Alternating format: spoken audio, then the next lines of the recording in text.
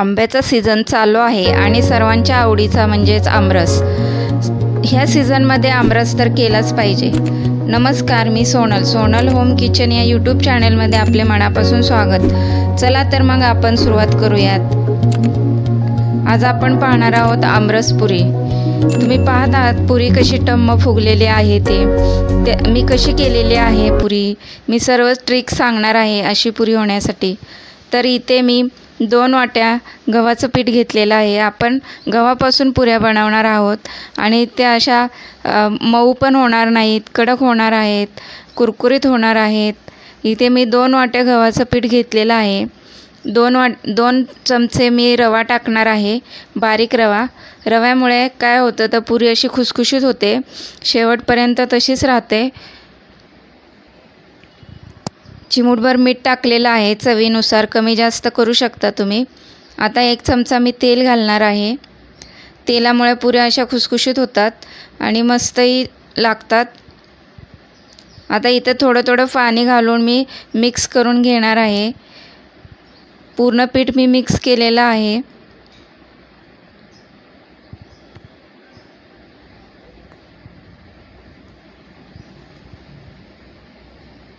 इथे पाणी लागेल तसं मी घेत आहे आणि पूर्ण पीठ मिक्स करणार आहे। पीठ जास्त कडक आणि जास्त पातळ पण करायचं नाही, मऊसूदच ठेवायचं आहे। त्याच्यामुळे पुऱ्या पण छान होतात आणि अशा खुसखुशीत लागतात, खातानाही छान वाटतात। सर्व पीठ मी मिक्स करून घेतलेलं आहे। आता पीठ असंच राहण्यासाठी मी तेल वरतून लावत आहे, त्यामुळे पीठ आपलं कडक होणार नाही। कारण आता उन्हाळ्याचे दिवस आहेत, त्यामुळे पीठ पटकन कडक होतं। पीठ मुरेपर्यंत आपण आंब्याचा आमरस करून घेऊयात। चला मग तयारी करूया आमरसाची। इथे मी 3 आंबे घेतलेले आहेत आणि ते भिजत ठेवले होते। आता आंबे भिजून झालेले आहेत, ते स्वच्छ धुवून घेतले आणि अशा पद्धतीने त्याच्या साली काढून घ्यायच्या। आंबा तसाच पिळून घ्यायचा नाही, त्यामुळे काय होतं आंब्यात कधी आळ्यासुद्धा असतात, त्या आमरसामध्ये तशाच जातात आणि आपल्याला कळतसुद्धा नाही। त्यामुळे मी अशा साली काढून घेत आहे सर्व आंब्यांच्या। तुम्ही बघताय मी अशा सर्व साली काढून घेत आहे आणि ह्याचा पल्प मी सुरीने काढून घेणार आहे। मी इथे हापूस आंबा घेतलेला आहे। हापूस आंब्याचा आमरस छान लागतो आणि गोडही लागतो। हा आंबा आमच्या घरचाच आहे।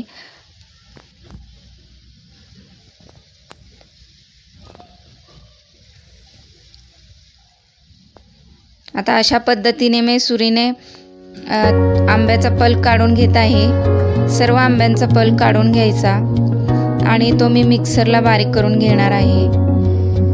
तुम्ही बघू शकता आंबे किती छान आहेत आणि ते खराब सुद्धा नाही। साली काढल्यामुळे आपल्याला कळतं आंबा कसा आहे कसा नाही ते। सर्व आंब्यांचं असं काढून घ्यायचं अशा पद्धतीने।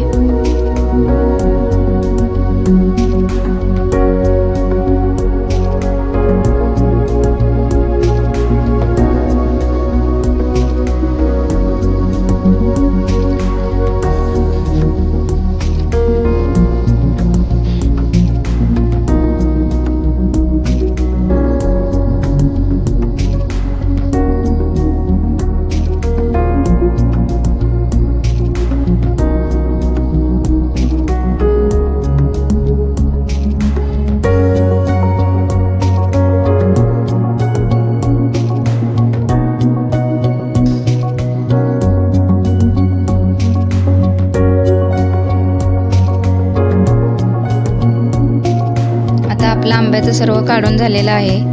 इथे मी एक मिक्सरचं भांडं घेत आहे आणि मिक्सरच्या भांड्यामध्ये आंब्याचं पल्प काढून घेणार आहे आणि ते मिक्सरला फिरवून घेणार आहे।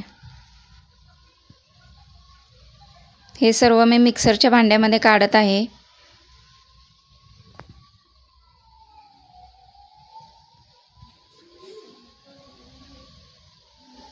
आंबा तसा गोड आहे, आंब्याच्या गोडीनुसार आपण साखर घालणार आहोत। आंबा गोड असल्यामुळे इथे मी जास्त साखर वापरलेली नाही अर्धी वाटी साखर घेतली होती, पण मी 3च चमचे साखर घातलेली आहे. आणि आपल्या आवडीनुसार बर्फ घालू शकता, आपल्याला थंड पाहिजे असेल तर. मी 2 क्यूब बर्फाचे घातलेले आहेत आणि 3 चमचे साखर घालणार आहे, कारण माझा आंबा खूप गोड आहे, त्याच्यामुळे मला जास्त आवश्यकता नाही आहे साखरेची. आता हे मी मिक्सरला फिरवून घेणार आहे. अशा पद्धतीने आमरस झालेला आहे. काही जण असाच रवीने पण हलवून आमरस करतात, पण त्यामुळे काय होतं, आंब्याच्या गाठी पूर्ण फुटल्या जात नाहीत आणि मिक्सरला केल्यानंतर आंबा पूर्ण असा एकसारखा बारीक होऊन जातो. त्यामुळे मी मिक्सरलाच फिरवून घेते. आता हे मी भांड्यामध्ये काढत आहे. अशा पद्धतीने आपला आमरस झालेला आहे. बघू शकता तुम्ही किती छान आमरस झालेला आहे.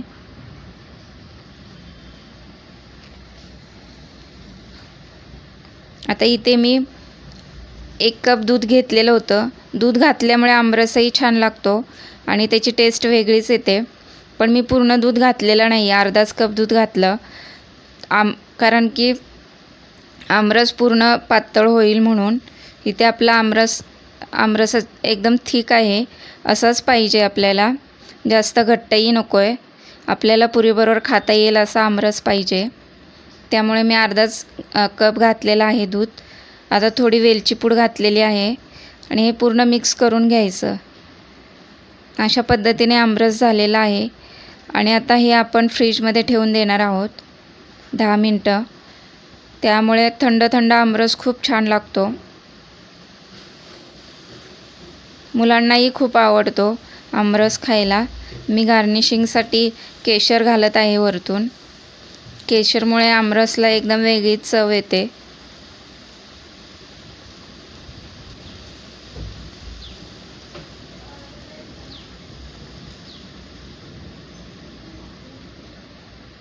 आता हे फ्रीजमध्ये ठेवून देणार आहे मी. मुलांना थंड थंडच आमरस आवडतो. आता इथे आपण पुऱ्याची तयारी करूयात. पुऱ्यांसाठी मी इथे पीठ मळून घेतलेलं होतं आणि ते आता त्याचे 10 मिनटं झालेले आहेत. पीठ असं मऊ झालेलं आहे छान. याचे असे छोटे छोटे गोळ्या करून घेणार आहे. इथे मी गोळ्या करून घेतलेल्या आहेत. अशा पद्धतीने गोळ्या करून घ्यायच्या. त्याच्यामुळे पुऱ्या एकसारख्या होतात आणि पुऱ्या लाटायला सुद्धा वेळ लागत नाही. अशा पद्धतीने गोळे करून घ्यायचे.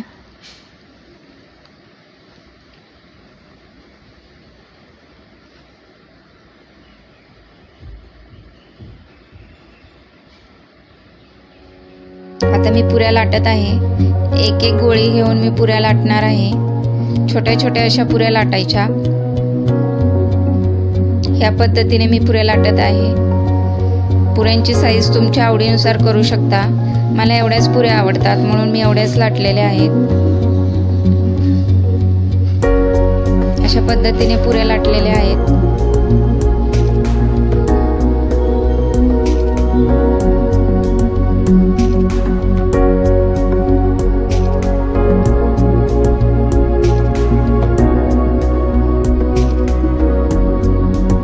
इथे आता तेल गरम करायला ठेवलं होतं मी.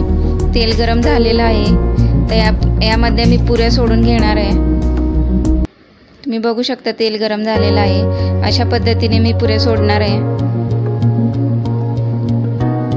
बघू शकता पुरी कशी फुगत आहे ते. आपला रवा घातल्यामुळे पुरी अशी मऊ होत नाही, खसखशीत अशी पुरी राहते. त्यामुळे खातानाही छान वाटते. मस्त टम फुगलेली आहे पुरी.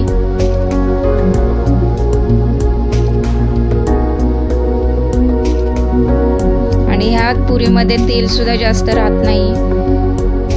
बघू शकता तुम्ही कशी पुरी निघालेली आहे ते. तेल अजिबात निघत नाही त्याच्यामध्ये. अशा पद्धतीने सर्व पुऱ्या मी तळून घेणार आहे. एक एकच पुरी टाकायची. त्यामुळे काय होतं, पुरी व्यवस्थित भाजली जाते. जास्त पुऱ्या सोडल्या की त्या भाजत नाहीत व्यवस्थित आणि करपतात सुद्धा.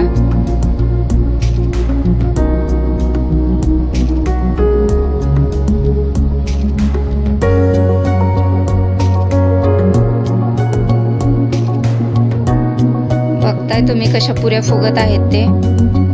आणि दिसतंही छान, खाताना सुद्धा छान लागतात। तुम्ही सुद्धा अशा पद्धतीने करून बघा, तुम्हालाही आवडेल।